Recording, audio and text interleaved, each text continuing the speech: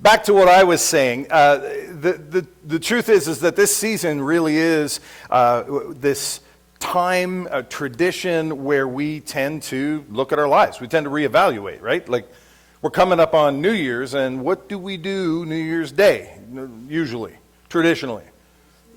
Stop. Like, if you're not going to work with me here. No, we set up resolutions, right? We make decisions about things that we're going to change in our life. We're going to do a little bit better. We just had a whole video about it that y'all laughed at, so I know you heard it. And you know, it might be cultural that we do this thing. It might be just the pressure that, you know, our parents did it and we do it, and they made reference to it all the time when we were growing up in school, et cetera, et cetera. So it might be cultural, but personally, I think that it's a little bit more than that. See, I think it has something to do with our design. You see, we were made, and I believe it's because we were made to be in relationship with God and in relationship and part of His kingdom, that somewhere deep down inside of us, in our spirit, where His Spirit is tugging at us, I think we sense, even if we don't always realize it, that we sense when things are misaligned, when we are not where we should be with Him or with His kingdom in this journey. And that sense that we have of the Spirit's tugging sometimes creates in us a desire to do a little better, draw a little closer. You following me? It's a desire for change. To change the things that we feel are out of place. Now, granted, half my life I've gone, okay, so I'm too heavy, I'm too whatever, right? And I make a little checklist and I pick the ones that I feel like doing and then don't do them. And so that might be cultural, but I think that somewhere inside of us there is a draw from the Spirit to move closer to Him. And it isn't like He decided New Year's was the time, but because we have injected this into our culture, I think we respond more in this time. And I've been doing that over the last week especially. I've been thinking an awful lot about renewal and change and all of this stuff. And it caused me actually to start thinking about when I was little. You ever do that? Think about when you were a little kid and what it was like when you were little? Well, I was thinking about what it was like when I was a kid versus what it's like for me now. And a little bit about what it's like for my kids these days. Probably because there was so much focus on baby Jesus. Last week it got me thinking about it, but whatever the reason, I was thinking about what it was like when I was a kid. Do you remember back to when you were a kid, what it was like for you? For example, do you remember when you were little, do you remember what you wanted to be when you grew up? Does anybody remember? Yeah. You wanted to be an archaeologist. Briefly. All right. See, that's awesome. Did you become an archaeologist? No. Right? See, when I was really little, like if I go back as far as I can remember to like when I was like four or five, when I remember some of the thoughts, dreams I had, etc., more than anything else in the whole world, when I was that age, when I grew up, I wanted to be Batman. And why are you laughing? Yeah, okay, so, well, if we're being fair, by the time I got to be about 10 o'clock, a little bit of that had changed somewhat in that by the time I was 10, I realized that what I really, really wanted to be was a veterinarian because I loved animals, still do, love animals. I had no idea what a vet did. I just knew that they did stuff with animals, and so I wanted to be that.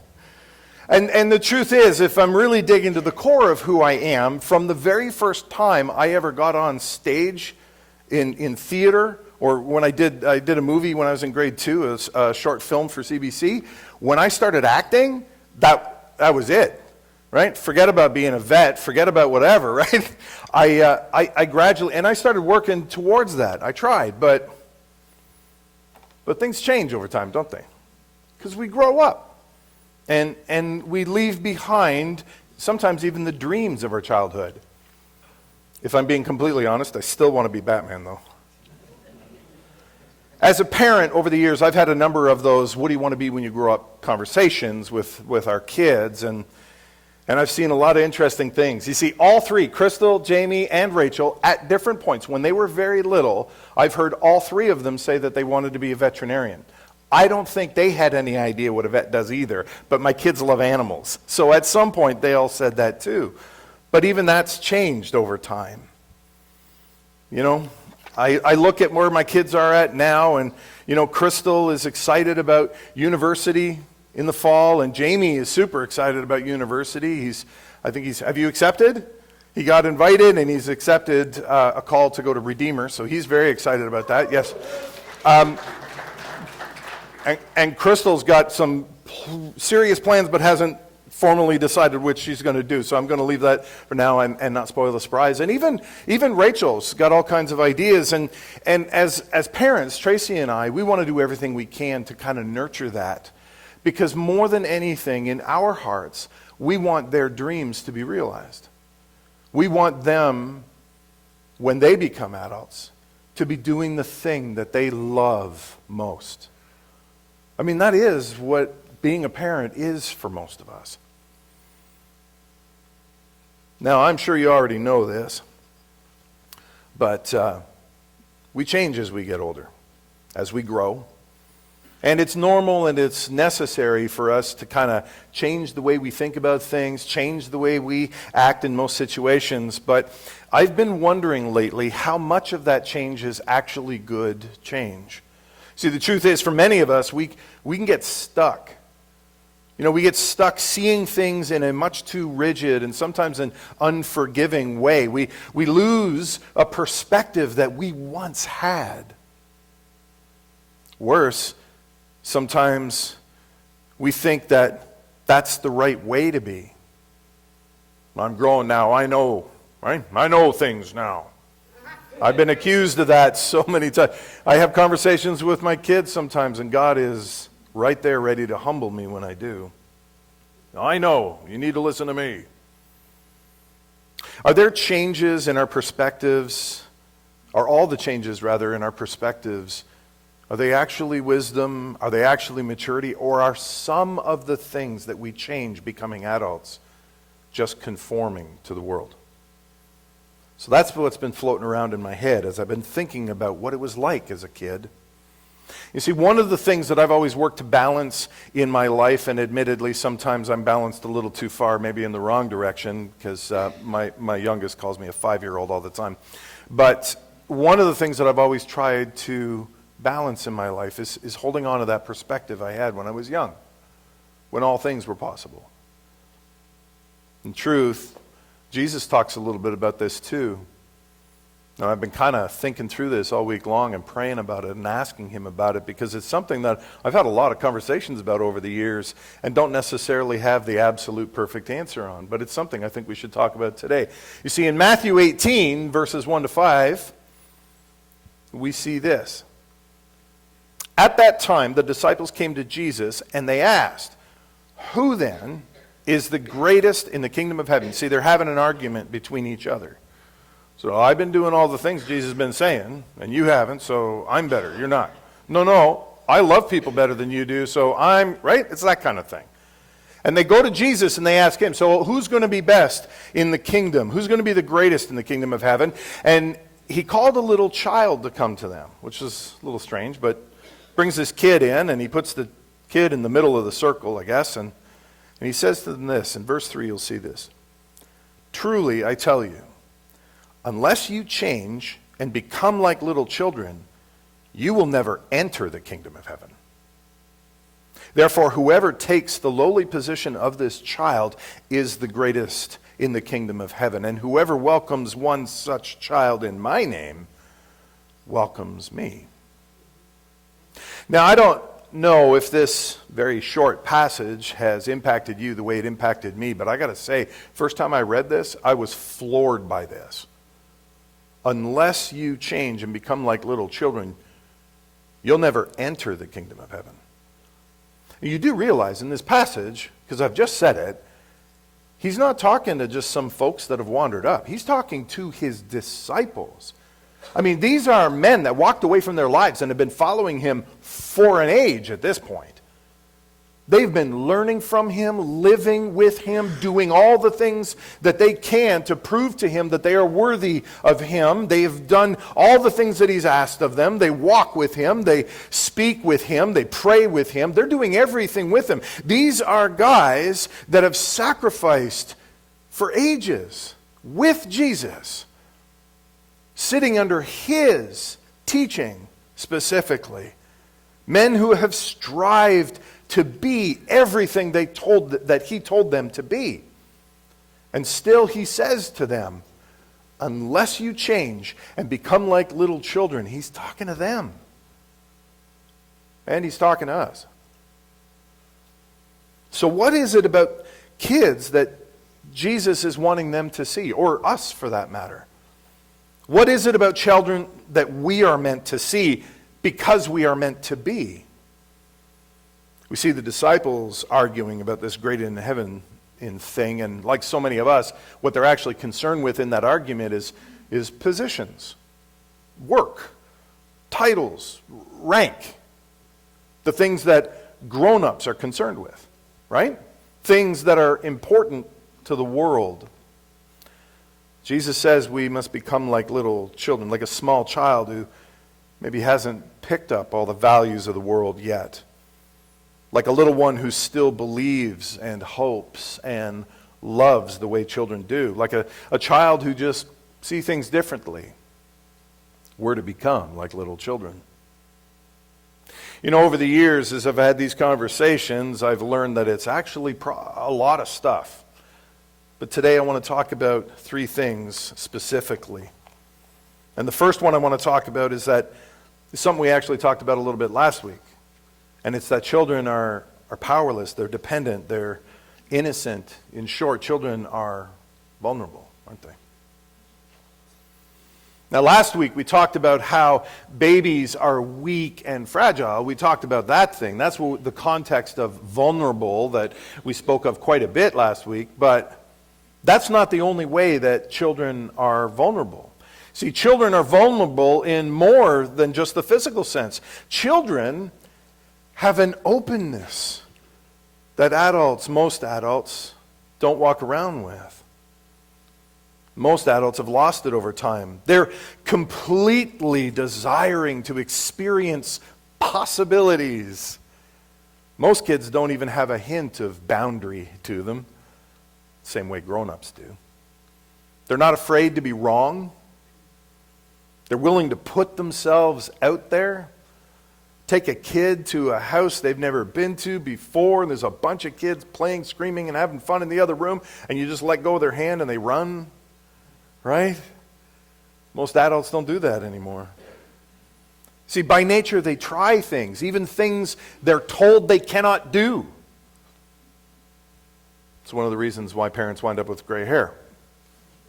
They take risk after risk after risk because it's in their nature to take chances, because in chances are discoveries. Being vulnerable doesn't come easy for adults, though. We've been taught our whole life to be strong, to be careful, to endure, to stop crying, to stop worrying about what other people think. Focus on yourself.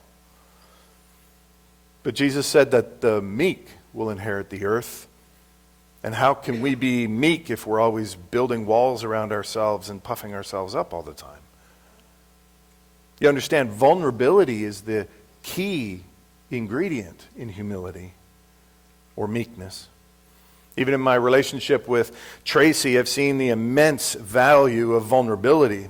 Both of us came into our relationship each with our own baggage and challenges. And we discovered, as many of you have probably discovered in your relationships, that no amount of arguing or explaining or convincing fixes those things. It isn't trying to get the other person to join your side that wins the day. It's opening yourself up. Bearing yourself to the other, even with the possibility of getting wounded in the process. It's being vulnerable that breaks down walls and draws you closer to one another. See, the world around us is teaching us to, you take care of you. You do you is the catchphrase now that's appeared over the last couple of years. It's about you looking after you because you are the most important thing in the world. But that's not what Jesus teaches us. See, that's selfishness. You look after you. You are what matters. But it's selfish, isn't it? It only considers me because it makes me bigger, better, and more important than everybody and everyone, every face I'll ever, every hand I'll ever shake, everybody. When I do that, it may be what the world says, but it's not what Jesus teaches. And I don't know if you've ever taken time to think about it, but selfishness has never made any relationship better.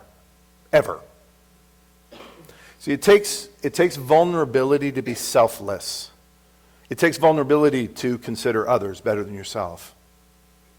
It takes vulnerability to be humble in this world. It takes vulnerability to dive deep with another person. Not only are we called to be humble, but everything that we are taught about the kingdom of God and God himself centers in relationship. And if we make us the most important thing in this world, in this universe, how are we ever going to have those relationships that God has called us to? Make no mistake, the new life that we have in Jesus is a life of vulnerability, and we have it when we live it by opening ourselves up and bearing ourselves completely, openly with the people in our lives. It is about taking risks with people. It is about the possibility of being wounded and stepping forward in faith anyway. Because that's trust. And love always trusts. 1 Corinthians 13. Children are trusting. Watch them. They just are. To a fault. It's why parents spend so much time warning them of other people. Because kids trust absolutely. It's their first instinct is to trust. To be trusting is to believe with an honest sincerity, and that is what we're aiming for. New Year's is a season, as we've been talking about, of establishing new habits for our lives. Perhaps this year we could all work on being more vulnerable with the people in our lives. Could you choose to live that way? Could you choose to live this new life in Christ and be vulnerable? Because children are vulnerable. Another thing that we should consider today too is that children are teachable. This is something when I went into ministry I realized that I was a very rigid person. Even now, this is the number of times in any week that Tracy will right? God truly blessed me with great wisdom when he gave me Tracy, right? Because I don't want to be that person. I want to be the person that God has called me to be. But when I came in and I was headed into ministry, I knew that I was still very rigid from some of the stuff I'd experienced in life. Because you've heard, I live stuff. You've lived stuff. And sometimes that stuff that we go through makes us a little hard. And so I made a vow to God. And I told him, I promised him, and live it to this day. I will always be teachable. A humble spirit is a teachable spirit. And this is about more than just a willingness to learn, you understand? I mean, it is about being able to be taught, but it's also about recognizing that no matter where we are in this journey, no matter who we are or what we've accomplished, we don't know it all. None of us does. And everyone around us has something to teach us. Everyone. Do you believe that this morning? Because it is true. Now, this might seem a little funny to some. I mean, most people are okay with learning things, but the problem comes is when we get to a place of always thinking that we're right, or thinking that we're always right. See, the truth is, people grow into adulthood. It's not uncommon for many of us to start thinking a certain way and kind of get locked down to that. I know that I've experienced this. I know what I'm talking about. But we get so locked into it that we're not willing to hear from other people. I once read an article, and in the article it said this, and I was struck by it, but I wrote it down somewhere, and it said this. It said, the problem today is that we no longer listen to understand. We listen to respond.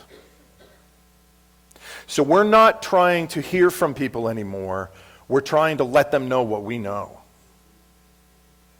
All my life I've known people like this, and it has always been incredibly challenging for me. And I guess what I want to say in this is, please understand, it doesn't matter how smart you are or how much stuff you know if you're always entering into conversations thinking that you are always right.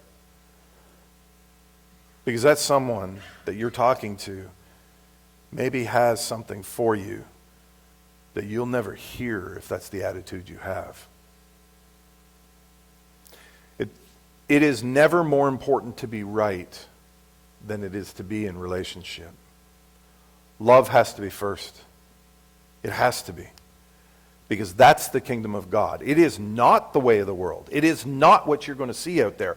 Definitely not what you're going to see on TV. We've had so many conversations this week about relationship because of the show that we were watching. And some of the stuff was really great. And some of it makes me go, ugh, because that is not how it is. Love must come first. I have no idea where I am. Oh yeah, the people around us are a valuable part of your journey. They all have their own experiences. They all have their own talents and their gifts and their own thoughts. There is no IQ or education on this planet that will ever change that. Everyone around you has something they can teach you, and you won't know what it is until it happens. And it won't happen if you're not open to learning from them in the first place. Understand, I've got, speaking specifically of ministry, I've got 20 years of professional ministry experience under my belt. I did a BA with a double major in both pastoral ministry and Christian counseling. I did a master's with a 4.0 GPA. And my children, Jamie in particular, still teaches me stuff that I didn't know about God. Why? Because I don't know everything, right? I mean, there's lots of stuff. Did you just say amen? All right, somebody over here did, and I thought it was Jamie. Jamie's good for that. Amen. Yeah, he really doesn't. But the truth of the matter is, however much more I may know in a broad brush sense than any of my children does about theology or pastoral ministry or any of that stuff, Bible knowledge, quizzing answers, I mean, Jamie is almost a photographic memory. He could probably recall more verses in the Bible than I can. I'm like, I don't know, I'm going to have to look up where that is because I can't remember where it is. I do it all the time. My kids are used by God all the time to demonstrate that I can learn from anyone in my life. I'm their father. It's literally my job to fill them with knowledge, isn't it? And wisdom for this world. And yet they teach me daily. All three of them. It's incredible. In fact, I got a story in a little bit. If we all live our lives knowing that every single person we encounter has something to teach us, then we ourselves will become much more open to the kingdom of God and what He has for us. It's about allowing ourselves to see things differently because children, they see things differently. It's true. Years ago, our family got into a show called Brain Games, and they did a segment on that show where they were demonstrating, proving, in fact, that children see things very differently than adults do. They don't have the box that we have for thinking in. And all they did was they showed this image, right? And they showed the sequence of them going around asking both adults and then kids, when this bus moves, what direction it's going to go in. And what was incredible about this is almost none of the adults could answer at all. They had no clue, and they were like, well, I mean, they were doing all this stuff. But over 80% of children under the age of 10 immediately gave the correct answer. Is it going to go left? Is it going to go right? And they all went, it's going to go left. Because the door's on the other side.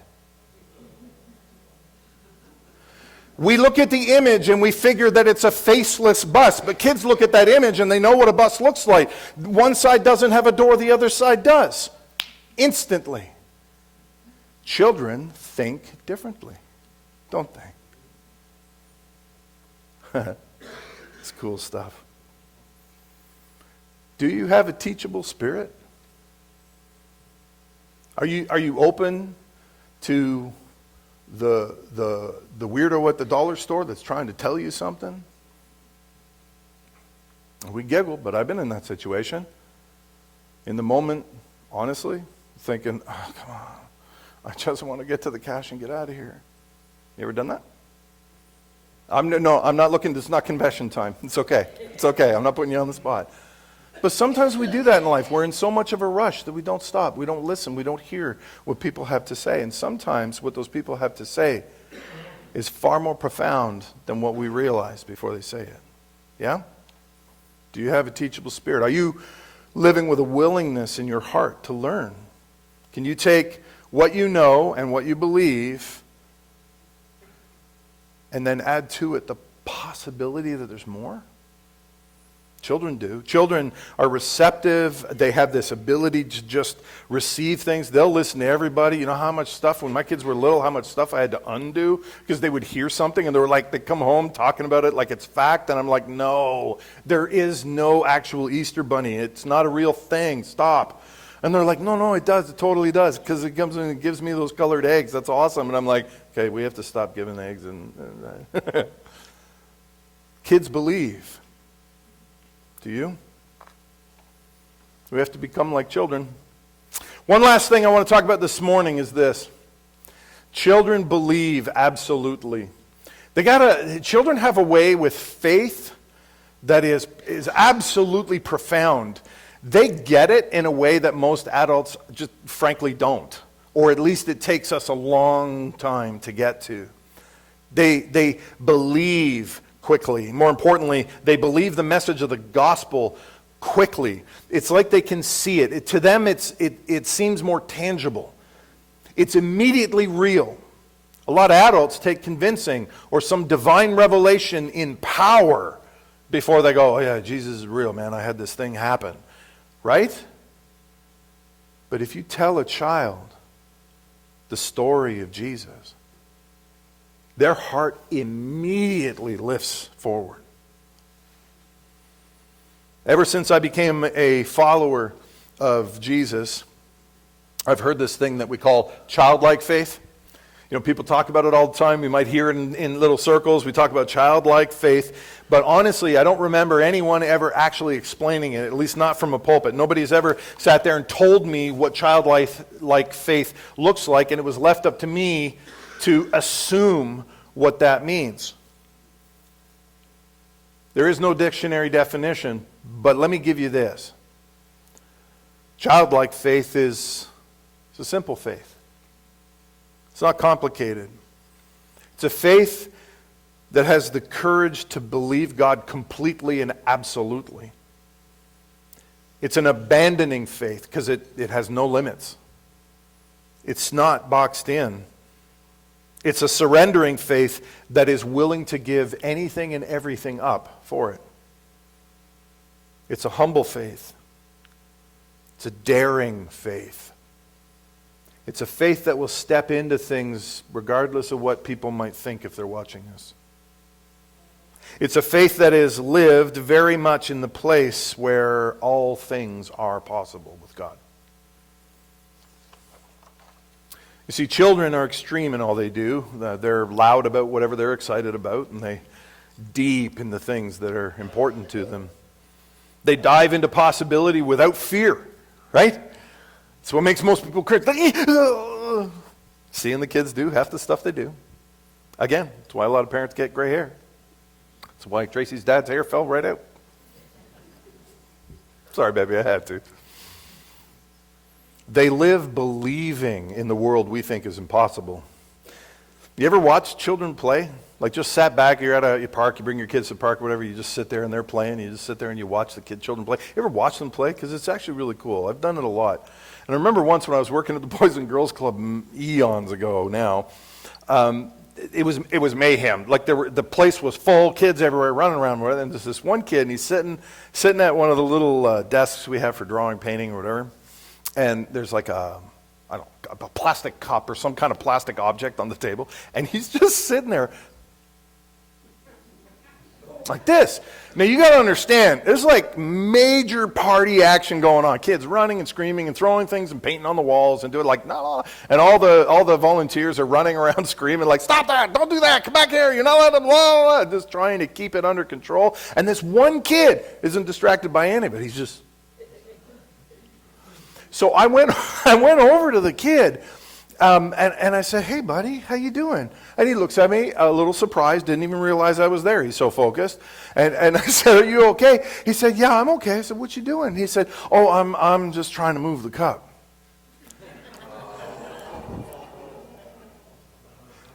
Yeah, you're laughing, but I wonder how many of you tried that, right? Because I know I have.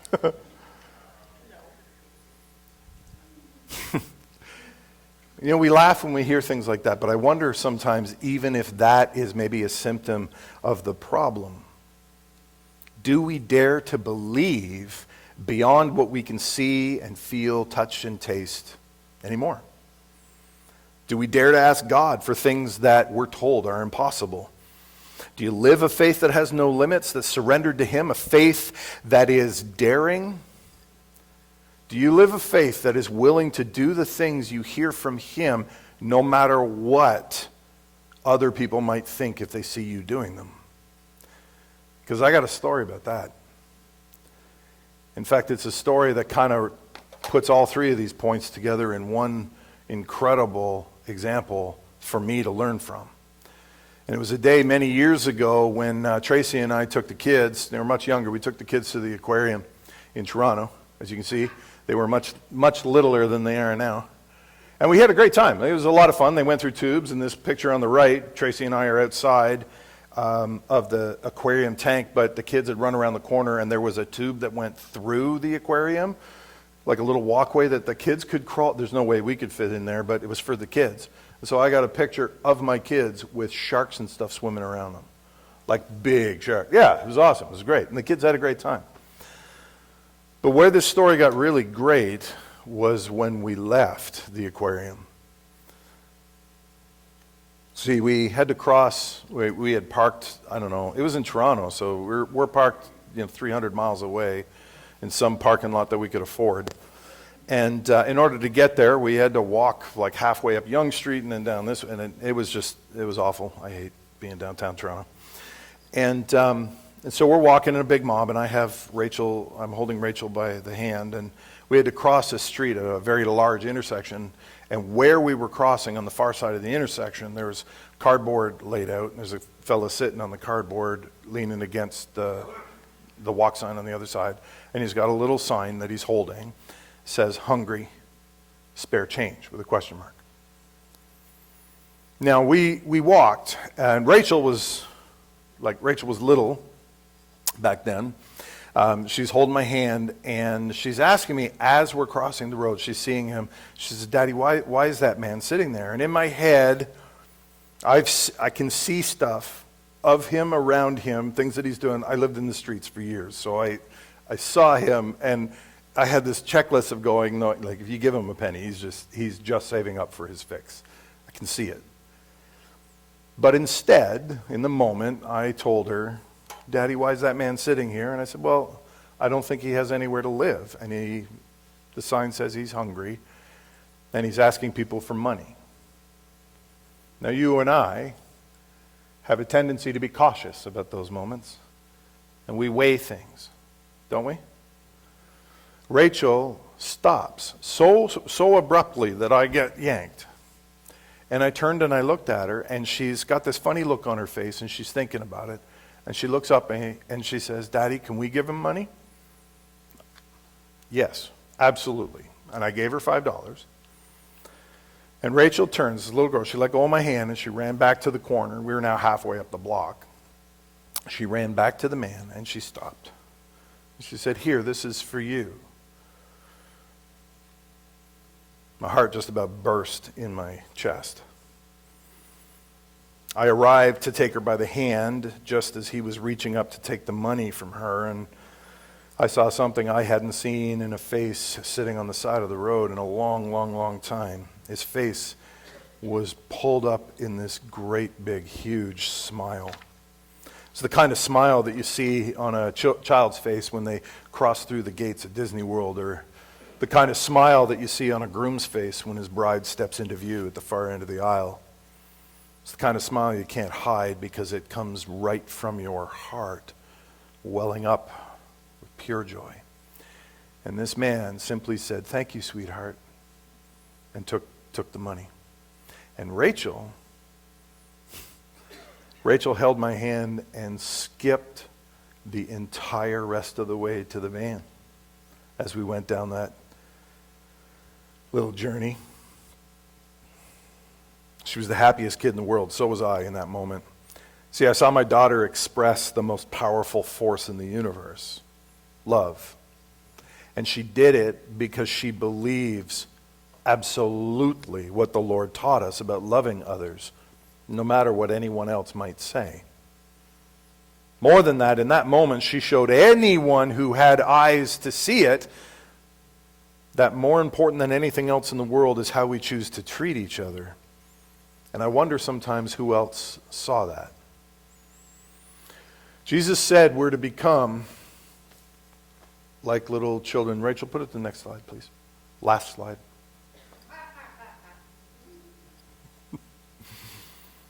Jesus said we're to become like little children.